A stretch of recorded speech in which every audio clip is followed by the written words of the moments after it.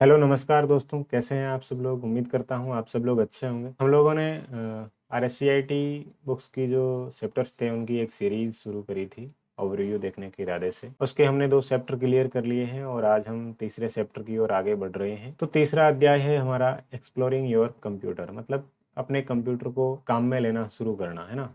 Computer के अंदर जो भी सॉफ्टवेयर हैं उनको कैसे काम में लेना है, कहाँ से ओपन करना है और उनके क्या क्या उपयोग हैं, उनके बारे में हम लोग इस तीसरे चैप्टर के अंदर पढ़ने वाले हैं। तो तीसरा अध्याय हम पढ़ें उससे पहले हम लोग क्लियर करना चाहते हैं कि हमने आज से पहले क्या पढ़ लिया है ना। हम लोग तीसरा चैप्टर आज शुरू करेंगे। तो हमने 2 चैप्टर पढ़ लिए हैं। पहला चैप्टर अपन ने पढ़ा था कंप्यूटर का परिचय। कंप्यूटर के परिचय के अंदर हमने पढ़ा था कंप्यूटर के कौन कौन से प्रकार हैं। फिर उसके बाद में हमने पढ़ा हार्डवेयर क्या होता है, फिर पढ़ा अपन ने सॉफ्टवेयर क्या होता है। फिर दूसरा अपना चैप्टर था कंप्यूटर सिस्टम नाम से, वहाँ पर अपने अपन ने समझा सिस्टम क्या होता है। फिर कंप्यूटर सिस्टम जो एक टर्म है वो किन किन चीज़ों से मिलकर के बनी है, किन चीज़ें या किन चीज़ों को अपन मिला करके कंप्यूटर सिस्टम बोलते हैं, इस चीज़ के बारे में हमने समझा। फिर जो दूसरा चैप्टर था उसके अंदर मेनली अपन ने हार्डवेयर पर फोकस किया था, है ना। हार्डवेयर के अंदर अपन ने इनपुट और आउटपुट डिवाइस के बारे में पढ़ा, जिसमें कीबोर्ड था, पॉइंटिंग डिवाइस विभिन्न प्रकार के पढ़े अपन ने, जिसमें माउस था, जॉयस्टिक था, है ना, ट्रैक बॉल था, ट्रैक पॉइंट था। फिर अपन ने मॉनिटर के बारे में पढ़ा, फिर अपन ने प्रिंटर के विभिन्न प्रकार थे उसके बारे में पढ़ा।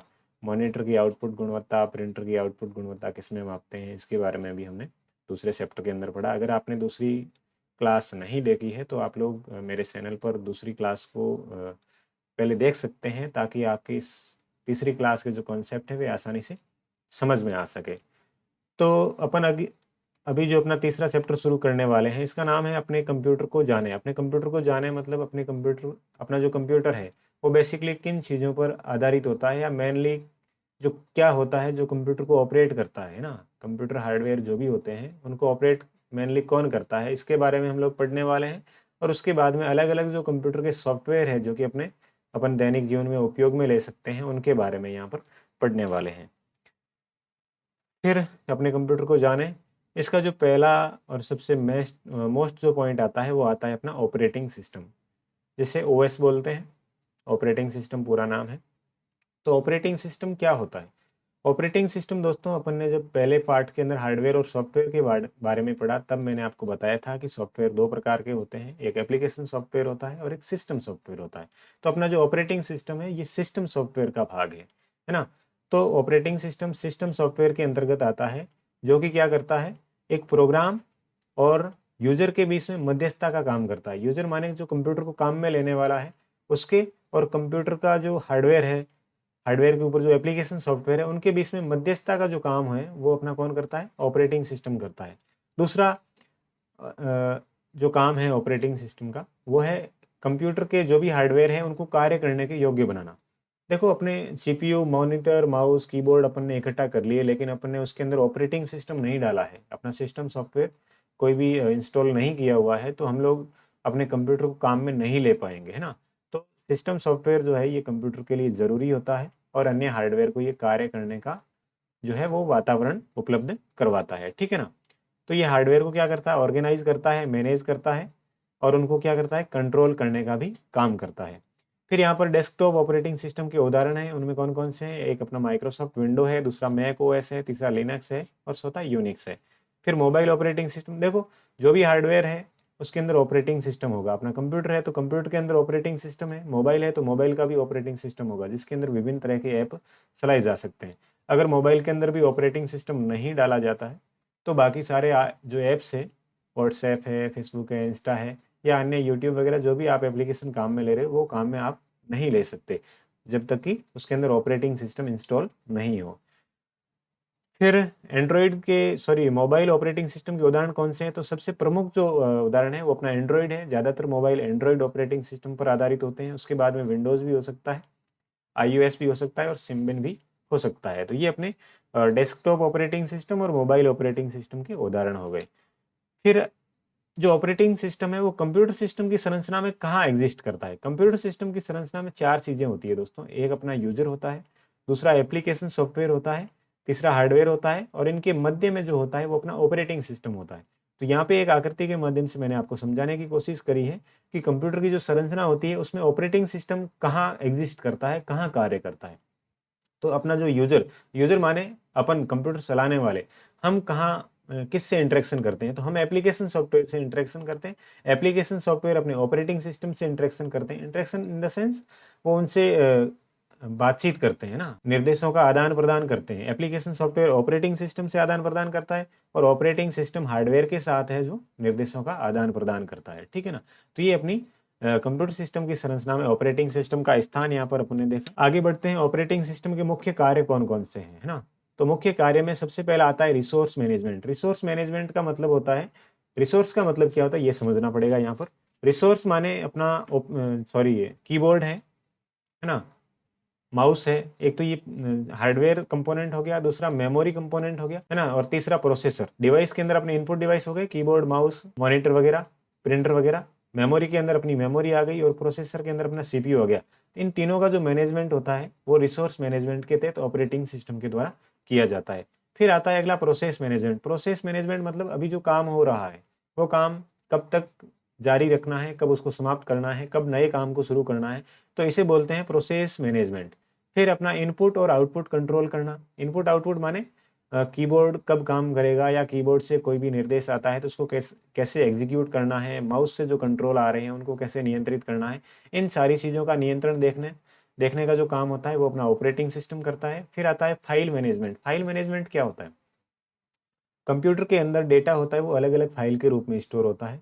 उन फाइलों का व्यवस्थापन जो करने का काम होता है, कौन सी फाइल कब क्रिएट करनी है ना। आप अगर फोटो वगैरह बना रहे हैं तो आप जेपीजी फाइल को स्टोर करोगे, या आप कुछ लिख रहे हैं, डेटा एप्लीकेशन वगैरह लिख रहे हैं तो आपकी फाइल MS वर्ड की है तो वो DOCX एक्सटेंशन से सेव होगी। तो इस तरह से फाइलों का उसके प्रकार के हिसाब से मैनेजमेंट करना, व्यवस्थापन करने का जो काम होता है वो काम भी अपने कौन देखता है, ऑपरेटिंग सिस्टम देखता है। फिर अपनी एक विशेषता आती है ग्राफिकल यूजर इंटरफेस और कमांड यूजर इंटरफेस। ये दोनों क्या होते हैं, ग्राफिकल का मतलब होता है जो आकृतियों से संबंधित होता है, जहाँ पर फोटोएं काम में ली जाती है, जहाँ पर विभिन्न तरह की डिजाइनों को काम में लेकर के एक वातावरण तैयार किया जाता है, उसे ग्राफिकल यूजर इंटरफेस बोलते हैं।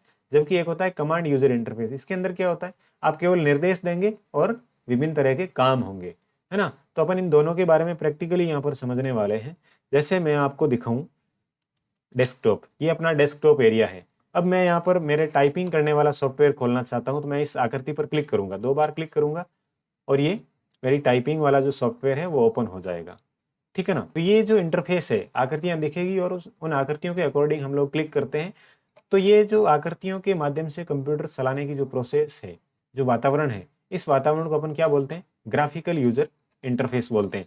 जबकि अपना कमांड यूजर इंटरफेस क्या होता है, इसके उदाहरण आपको ध्यान में रखने हैं। GUI आधारित ऑपरेटिंग सिस्टम कौन कौन से हैं, है ना, और अपने कमांड लाइन इंटरफेस के उदाहरण कौन कौन से हैं, तो ये अपन को अलग से याद रखने हैं। तो विंडोज के जो वर्जन आ रहे हैं वे सारे के सारे GUI के उदाहरण हैं, और उसके बाद में लिनक्स है, मैक है, ये सारे के सारे अपने GUI के उदाहरण हैं, इस श्रेणी में याद रखने हैं। उसके बाद में MS-DOS है जो अपन ने अभी काम में लिया, कमांड प्रॉम्प्ट वाला, और यूनिक्स है, ये अपने कमांड लाइन इंटरफेस है जहां पर अपन कमांड देंगे। कमांड माने विशेष निर्देश लिखेंगे जो कि प्री डिफाइन होते हैं, पहले से निर्धारित होते हैं कि आप ये नाम लिखोगे तो ये काम होगा, तो उनको काम में लेकर के अपन काम करते हैं अलग अलग तरह का, ठीक है ना। फिर यहाँ पे एक GUI के रिगार्डिंग एक टर्म आती है WIMP, ये भी आपको ध्यान में रखनी है। अगर वो GUI के बारे में अगर आपको पूछता है एग्जाम में तो ठीक है, नहीं तो वो WIMP का पूरा नाम भी आपको पूछ सकता है। तो W का पूरा नाम विंडो होता है, I का आइकन होता है, M का मेन्यू होता है और P का पॉइंटर होता है। तो ग्राफिकल यूजर इंटरफेस आधारित जो ऑपरेटिंग सिस्टम होते हैं उनमें मुख्यतः विंडोज होगी, आइकन होगा, मेन्यू होगा और पॉइंटर होगा, ठीक है ना, बोलते हैं। और पॉइंटर क्या होता है, अपन स्क्रीन पर माउस घुमाने पर जो तीर का चिन्ह नजर आता है उसको अपन पॉइंटर बोलते हैं, ठीक है ना। तो ये आपको WIMP के बारे में ध्यान रखना है थोड़ा सा। उसके बाद में विंडोज 10 इंटरफेस को समझना, विंडो 10 जो है उसके इंटरफेस को समझना, मतलब जो विंडो 10 का बेसिक्स है ना, उसके बारे में अपन को बेसिक जानकारी प्राप्त करनी है कि उसके अंदर कौन कौन सी चीजें कहाँ एग्जिस्ट करती हैं, उनको क्या बोलते हैं, ठीक है ना। फिर यहाँ पर सबसे पहले होता है कंप्यूटर को बूट करना। कंप्यूटर को बूट करना माने कंप्यूटर को स्टार्ट करना। आप कंप्यूटर को स्टार्ट करते हो तो आप कह सकते हो कि मैं कंप्यूटर को बूट कर रहा हूँ या मेरा कंप्यूटर बूट हो रहा है, अपन इस तरह से बोल सकते हैं। फिर बूटिंग दो तरह की होती है, एक कोल्ड बूट होता है और एक वार्म बूट होता है। कोल्ड बूट होता है कंप्यूटर को पावरलेस कंडीशन से स्टार्ट करना, मतलब आपका कंप्यूटर पूरी तरह से बंद है और आप उसको शुरू कर रहे हैं तो वो आपका कोल्ड बूट कहलाएगा। जबकि आपका कंप्यूटर ऑन है और आप उसको क्या करते हो, रिस्टार्ट करते हो, तो वो आपकी वार्म बूटिंग कहलाती है। जैसे जैसे ये अपना पावर बटन है और इस पावर बटन के अंदर ये रीस्टार्ट बटन आ रहा है, मैं इस पर क्लिक करता हूँ तो ये अपना मेरा कंप्यूटर बंद होकर के दोबारा स्टार्ट होगा, तो इसको अपन वार्म बूटिंग बोलेंगे। जबकि मेरा कंप्यूटर पूरी तरह से बंद है और मैं उसको पहली बार स्टार्ट कर रहा हूँ तो मेरा कोल्ड बूट कहलाएगा, ठीक है ना। उसके बाद में डेस्कटॉप एरिया। डेस्कटॉप एरिया क्या होता है, ये चीज भी आपको ध्यान में रखनी है। डेस्कटॉप में वॉलपेपर होता है, आइकन होता है और टास्क बार होता है। ये दो तीन चीजें मिलकर के किसका निर्माण करती है, अपने डेस्कटॉप का निर्माण करती है। तो आपको इस चीज का भी ध्यान रखना है। जनरली डेस्कटॉप होता है वो इस तरह की आकृति होती है जिसमें ये छोटे छोटे विभिन्न तरह के आइकन्स होते हैं। और ये जो नीचे पट्टी आ रही है इसको टास्क बार बोलते हैं। यहाँ पे एक पट्टी आ रही है इसको सिस्टम ट्रे बोलते हैं, ठीक है ना। और ये पीछे आपको वॉलपेपर दिख रहा है, तो ये अपना डेस्कटॉप एरिया है। मैं यहाँ पर दिखाना चाहूँ तो ये अपने आपके सामने जो नजर आ रहा है ये आपका डेस्कटॉप एरिया है ना। चलो फिर आगे आते हैं आइकन्स।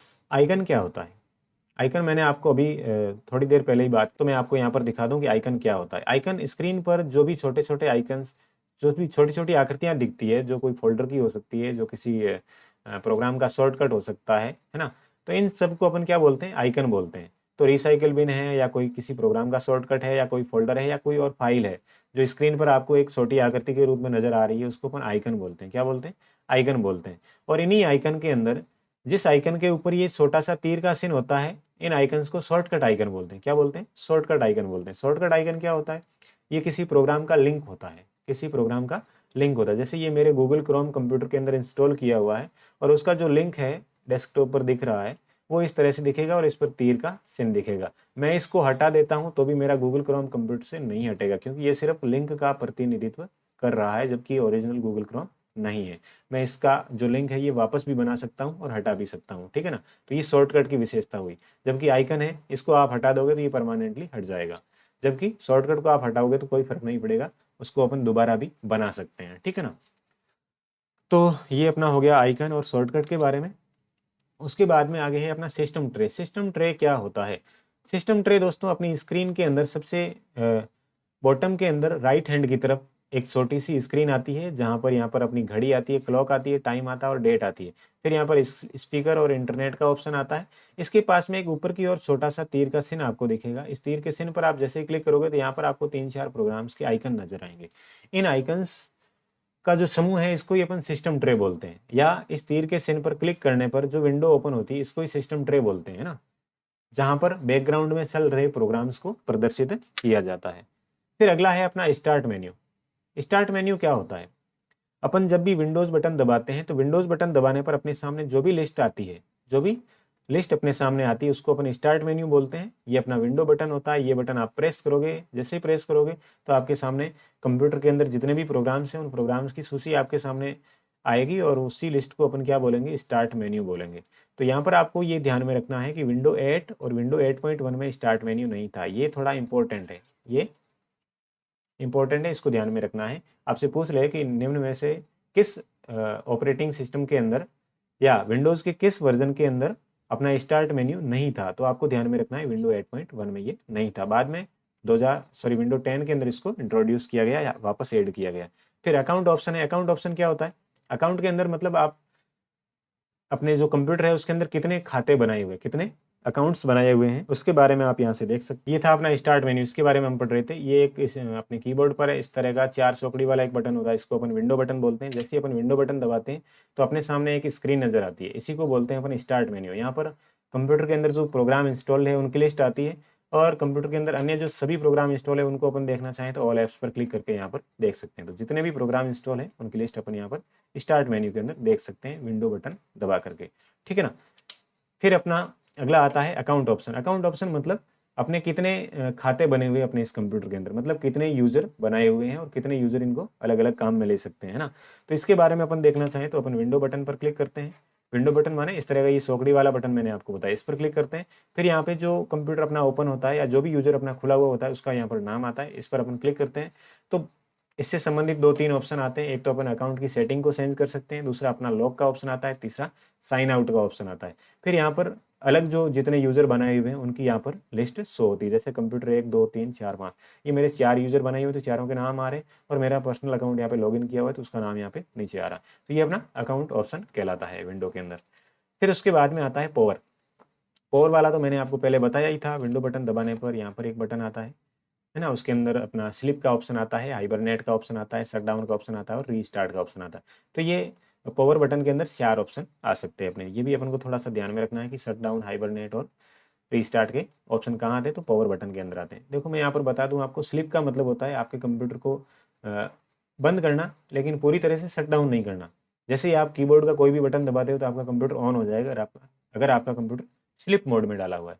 हाइबरनेट का मतलब होता है आपका कंप्यूटर पूरी तरह से शट डाउन हो जाएगा, बिजली वगैरह से पूरी तरह से डिस्कनेक्ट हो जाएगा, और आपके जितने प्रोग्राम खुले हुए हैं वे सारे प्रोग्राम सेव रहेंगे। आप जब भी वापस कंप्यूटर को ऑन करोगे तो जितने प्रोग्राम आपने खुले छोड़े हुए थे जब आपने कंप्यूटर हाइबरनेट किया, वे सारे के सारे पुनः आपके ओपन हो जाएंगे। और अगर आप कंप्यूटर को शट डाउन कर देते हो तो आपके जितने भी प्रोग्राम खुले हुए हैं वे सारे प्रोग्राम बंद हो जाएंगे, और अगर आप रीस्टार्ट करते हो तो जितने प्रोग्राम आपके खुले हुए हैं वे सारे क्लोज हो जाएंगे, और आपका कंप्यूटर नए सिरे से दोबारा फ्रेश स्टार्ट होगा। तो ये अपना था पावर का विकल्प। उसके बाद में आता है सर्च। सर्च से आप क्या कर सकते हो, जैसे ही आप विंडो बटन दबाते हो तो यहाँ पे ऊपर टाइप हेयर टू सर्च करके एक पट्टी आती है, यहाँ पर आप नाम लिख करके कोई भी टॉपिक या किसी भी टॉपिक के बारे में आप लोग सर्च कर सकते हो, है ना।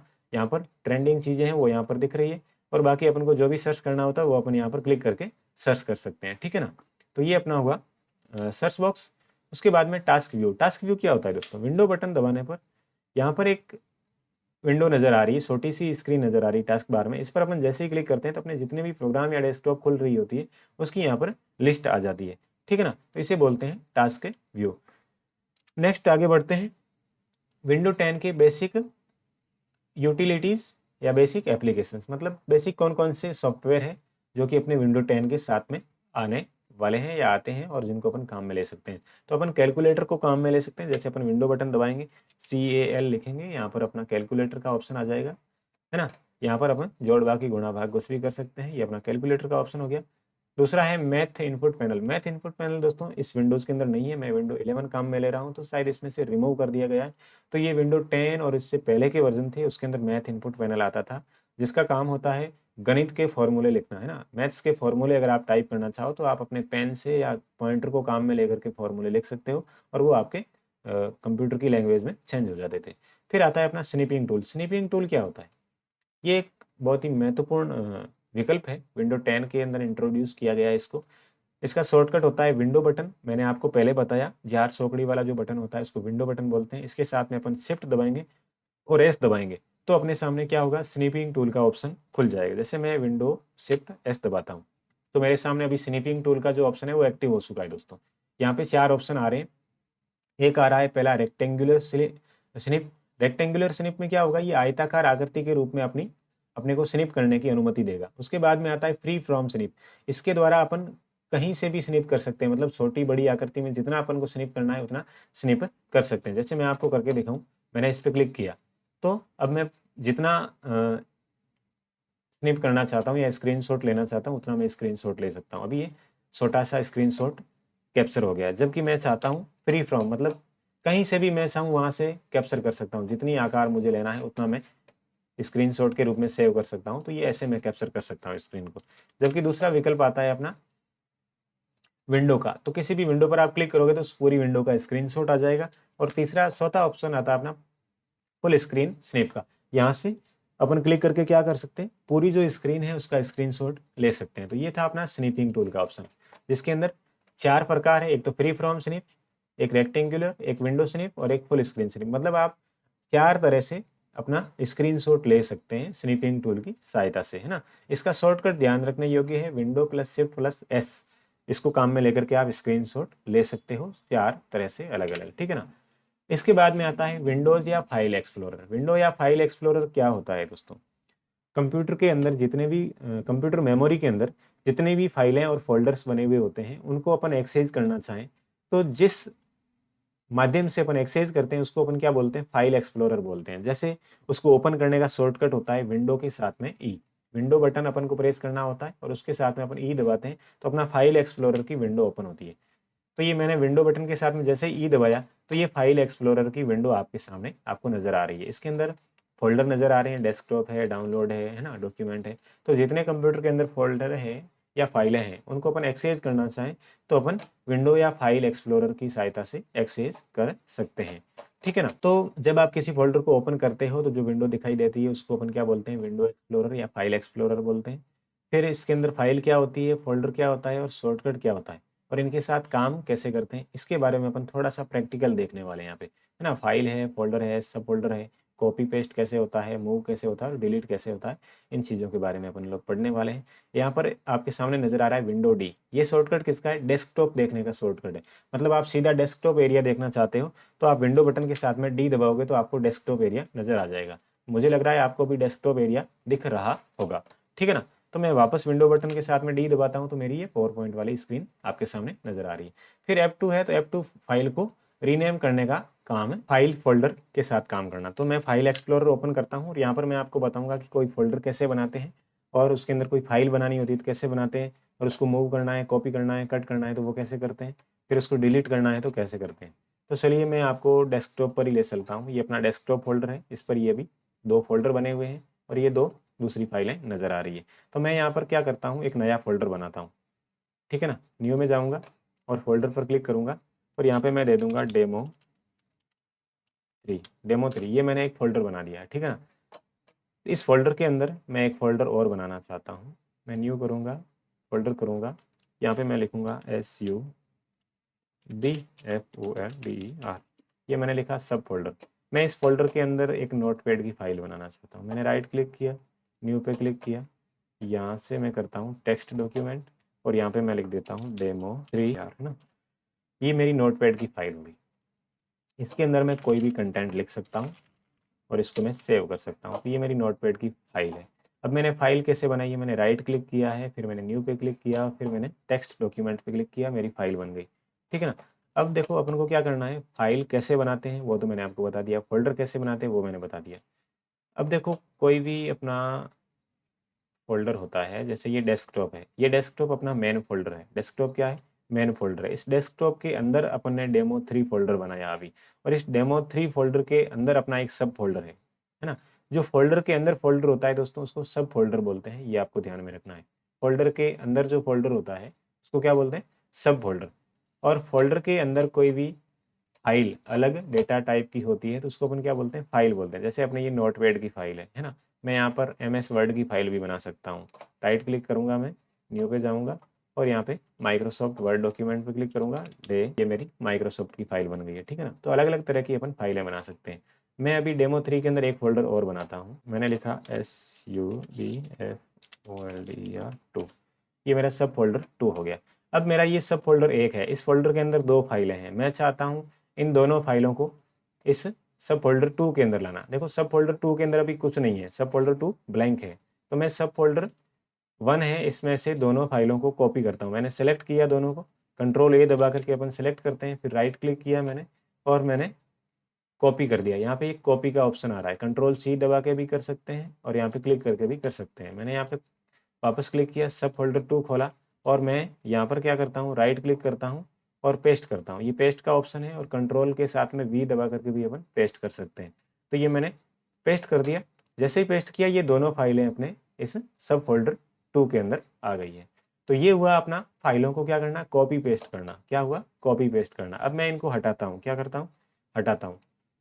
एक फाइल को तो मैं डिलीट करता हूँ नॉर्मली और एक फाइल को मैं शिफ्ट के साथ में डिलीट करता हूँ। दोस्तों अलग अलग है दोनों, ध्यान रखना। नॉर्मली डिलीट करते हैं तो फाइल अपनी रिसाइकिल बिन फोल्डर में जाती है, जबकि ये डेमो वाली फाइल है, मैं इसको शिफ्ट के साथ में डिलीट कर रहा हूँ और यस दबा रहा हूँ। ये फाइल रिसाइकिल बिन फोल्डर में नहीं जाने वाली है। देखिए मैं आपको रिसाइकिल बिन फोल्डर एक बार घुमा लेता हूँ। ये अपना रिसाइकिल बिन फोल्डर है, इसमें देखो डेमो 3 इन सब फोल्डर, ये एक ही फाइल आ रही है, जबकि अपन ने एक डेमो वाली वर्ड की फाइल और हटाई थी, वो फाइल रिसाइकिल बिन में नहीं है। इसका मतलब क्या हुआ, आप हम जो भी शिफ्ट के साथ में फाइलें डिलीट करते हैं वे फाइलें अपनी परमानेंटली हट जाती है। तो ये थोड़ा बेसिक आपको ध्यान में रखना है फाइलों को हटाने से संबंधित। अब वापस चलते हैं अपन डेमो 3 की ओर। तो अपन ने कॉपी पेस्ट किया फाइलों का ना। किसी फाइल को एक फ़ोल्डर से दूसरे फ़ोल्डर में ले जानी होती है तो अपन कॉपी पेस्ट करते हैं, लेकिन दोनों में रखनी होती है ना तो कॉपी पेस्ट करते हैं। जैसे मुझे ये डेमो 3 वाली फाइल है, ये मुझे उस दूसरे वाले फ़ोल्डर में रखनी है, सब फ़ोल्डर 2 में रखनी है, इसमें नहीं रखनी है। तो मैं इसको क्या करूँगा, कट करूँगा। क्या करूँगा, कंट्रोल के साथ में एक्स दबा करके अपन कट करते हैं। मैंने यहाँ से कट किया, सब फ़ोल्डर 2 खोला और यहाँ पे मैंने कंट्रोल के साथ में वी दबाया, पेस्ट कर दिया। तो ये मेरी फाइल है वो एक इसमें आ गई, और जबकि सब फ़ोल्डर 1 के अंदर अब केवल एक फाइल बची है। तो ये फाइल को एक स्थान से हटाकर दूसरे स्थान पर ले जाना क्या कहलाता है, फाइल को मूव करना कहलाता है। तो अपन ने यहाँ पर पढ़ा फाइल बनाना, फ़ोल्डर बनाना और सब फ़ोल्डर बनाना, और उसके अंदर फाइलों को कॉपी पेस्ट करना और उनको मूव करना। इन चीज़ों के बारे में अपन ने यहाँ पर पढ़ा। फिर आगे है अपना विंडो डी, मैंने बता दिया। डेस्कटॉप एरिया देखने के लिए अपन शॉर्टकट काम में लेते हैं। फिर अपना F2 है, F2 को लेते हैं फाइल को रीनेम करने के लिए काम में। जैसे मेरी ये फाइल है डेमो 2 वाली और मैं फंक्शन कुंजी F2 दबाता हूँ तो ये रीनेम वाली विंडो एक्टिव हो गई। मैं यहाँ पर कुछ भी नाम दे सकता हूँ इस फाइल को। तो ये हुआ फाइल का नाम चेंज करना या रीनेम करना, और इसका शॉर्टकट जो होता है, शॉर्टकट माने कीबोर्ड से क्या बटन अपन दबाएं कि कोई विशेष काम हो जाए, तो वो है अपना F2। किसके लिए, फाइल को रीनेम करने के लिए। तो ये आप लोगों को थोड़ा ध्यान में रखना है। फिर अगला आता है एक एप्लीकेशन को शुरू करना। किसी भी एप्लीकेशन को कैसे शुरू करते हैं, तो सबसे पहले अपन को क्या करना होता है, विंडो बटन दबाना होता है और उसके बाद में अपनी पर्टिकुलर फाइल का नाम अपन को लिखना होता है और उसके बाद में एंटर प्रेस करना होता है, अपनी फाइल खुल जाती है। जैसे मुझे वर्ड पैड खोलना है, पहला अपना है वर्ड पैड, तो मैं वर्ड पैड लिखता हूँ WORDPAD और मैं एंटर दबाता हूँ, ये मेरा वर्ड पैड खुल गया। वर्ड पैड क्या है दोस्तों, सामान्य टेक्स्ट एडिटिंग सॉफ्टवेयर है जिसके अंदर अपन नॉर्मल टेक्स्ट लिख सकते हैं और उनके अंदर सामान्य फॉर्मेटिंग भी कर सकते हैं। ये अपना हो गया किसी भी प्रोग्राम को ओपन करने का तरीका। ये वर्ड पैड हो गया। वर्ड पैड के अंदर सामान्य अपन टेक्स्ट फाइल बना सकते हैं, मैंने आपको बताया। दूसरा है माइक्रोसॉफ्ट पेंट, जिसके अंदर अपन आकृतियां बना सकते हैं। जैसे विंडो बटन दबाया मैंने, PAI लिखा, पेंट, और यहाँ पर अपन क्या कर सकते हैं, अलग अलग तरह की आकृतियां बना सकते हैं, है ना। इनके अंदर कलर फिल कर सकते हैं, जैसा कलर फिल करना है अपन को, है ना। इस तरह से अपन आकृतियां बना सकते हैं और इनको अपन सेव भी कर सकते हैं। तो आकृति आप कोई भी सेव करो तो PNG फॉर्मेट में होगी या JPEG फॉर्मेट में सेव होगी, ठीक है ना। तो ये अपना था आकृतियां बनाने से संबंधित एक ऑप्शन। उसके बाद में आता है एंटीवायरस के द्वारा फाइल या फोल्डर को स्कैन कैसे करें। एंटीवायरस क्या होता है दोस्तों, वायरस क्या होता है, कंप्यूटर के अंदर वायरस का मतलब ये होता है कि ऐसी फाइलें जो आप नहीं चाहते हो फिर भी आपके कंप्यूटर में आ जाती है, जो कि आपके कंप्यूटर को नुकसान पहुंचाती है, या आपकी जो भी निजी फाइलें होती है कंप्यूटर के अंदर उनको नुकसान पहुंचाती है। तो ऐसे जो भी प्रोग्राम होते हैं जो आपके निजी फाइलों को या निजी डेटा को नुकसान पहुंचाने के इरादे से आपके कंप्यूटर में प्रवेश करते हैं, वे सारे वायरस कहलाते हैं। ऐसी जो वायरस होते हैं इनको ढूंढने के लिए जिन सॉफ्टवेयर को काम में लिया जाता है उनको एंटीवायरस बोला जाता है। उनको क्या बोलते हैं, एंटीवायरस बोलते हैं। तो एंटीवायरस के द्वारा एक फाइल को कैसे स्कैन करते हैं इसके बारे में हम लोग पढ़ने वाले हैं। उससे पहले आप लोग एंटीवायरस के उदाहरण देख लें। एक नॉर्टन है, एक क्विक हील है, दूसरा अवीरा है, तीसरा कैसपरस्की है। ये अपने एंटीवायरस के उदाहरण है। जबकि विंडो डिफेंडर भी एंटीवायरस है, लेकिन इसको अपन को इस संदर्भ में याद रखना है कि ये विंडो 10 और विंडो 11 के साथ में आने वाला एंटीवायरस है। मतलब आप विंडो 10 अपने इंस्टॉल करते हो कंप्यूटर के अंदर, तो उसके साथ में डिफॉल्ट रूप से जो एंटीवायरस इंस्टॉल होने वाला है वो अपना विंडो डिफेंडर है, ठीक है ना। तो ये आपको थोड़ा डिफेंडर के बारे में ध्यान रखना है। बाकी ये नॉर्टन, क्विक हील, अवीरा, इनके बारे में आपको थोड़ा सा ध्यान में रखना है। अब एंटीवायरस के द्वारा फाइल को स्कैन कैसे करते हैं, तो इसके बारे में अगर आपको देखना है तो मैं आपको यहाँ पर थोड़ा सा प्रैक्टिकल दिखा देता हूँ। जैसे मेरा ये पिक्चर फोल्डर है और मैं इसको स्कैन करना चाहता हूँ मेरे विंडो डिफेंडर के साथ में, तो मैं राइट क्लिक करूंगा, पिक्चर पर राइट क्लिक करूंगा और शो मोर ऑप्शंस, यहाँ पे आ रहा है अपना स्कैन विथ माइक्रोसॉफ्ट डिफेंडर। मैं इस पर क्लिक करूंगा। इस पर क्लिक करते ही अपना डिफेंडर वाला जो ऑप्शन है ये खुल जाएगा और हाथों हाथ फाइल स्कैन करके अपना अपन को रिजल्ट बता देगा। अब ये इसने स्कैन कर लिया फटाफट। कितनी फाइलें थी, 1 सेकंड के अंदर 13 फाइल स्कैन कर दी, कोई वायरस इसको नहीं मिला है, ठीक है ना। इस तरह से अपन क्या कर सकते हैं, अपनी फाइलों को और फोल्डर को स्कैन कर सकते हैं। किसी भी फाइल पर राइट क्लिक करना होता है, फिर मोर पे जाना होता है और यहाँ पे स्कैन विद माइक्रोसॉफ्ट डिफेंडर, इस पर अपन जैसे ही क्लिक करेंगे अपनी जो फाइल है वो या कोई फोल्डर विशेष है तो वो अपना स्कैन हो जाएगा। कोई वायरस है तो उसके बारे में जानकारी आ जाएगी, नहीं है तो यहाँ पर आ रहा है 0 थ्रेड्स फाउंड, मतलब कोई वायरस नहीं मिला। तो ये हो गया अपना एंटीवायरस के द्वारा फाइल और फोल्डर को स्कैन करना। इसी के साथ अपना तीसरा चैप्टर दोस्तों होता है पूरा। यहाँ पर मल्टीपल चॉइस क्वेश्चंस हैं, आप लोग इनको देख सकते हैं वीडियो को पॉज करके, और ये लास्ट में यहाँ पर आंसर भी दिए गए हैं। तो आप लोग अपने पहले आंसर आप नोटबुक पे आई होप लिखेंगे और उसके बाद में आप मिलाएंगे। कितने आंसर आपके सही हो रहे हैं ये भी आप लोग अगर कमेंट बॉक्स में बताना चाहिए तो बता सकते हैं कि आप लोग कितना गेन कर पाते हैं क्लास के दौरान। कितना याद रख पाते हैं, है ना। चलिए, क्लास को आपने लास्ट तक देखा, इसके लिए आप सभी का आभार। मिलते हैं अगली क्लास में, तब तक शुक्रिया, धन्यवाद।